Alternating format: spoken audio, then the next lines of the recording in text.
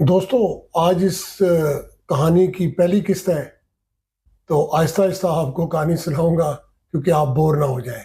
क्योंकि आजकल आपको पता है मुख्तसर चीज़ों का दौर है। जो है वो क्रिकेट अगर देखी जाए वो भी 2020 से अब T10 की तरफ जा रही है। और इसी तरह लोग भी लंबी लंबी वीडियो नहीं देखना चाहते। तो ये कहानी शुरू होती है दोस्तों 2012 से। इससे पहले मैं पाकिस्तान नेवी में मुलाजमत करता था। मैंने तकरीबन पौने 10 बरस जो है वो PNS खैबर पे गुजारे। मेरा पाकिस्तान नेवी में सफ़र जो शुरू हुआ वो 1996 से शुरू हुआ।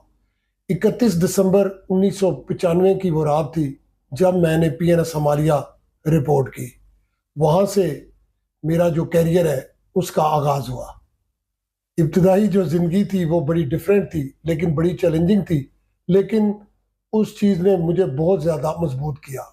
PNS हमालिया में तैराकी हो या समंदर के किनारे जो है वो दौड़ने की रेस हो या फिटनेस का दौर हो, हर जगह सीखने का मौका मुयसर आया।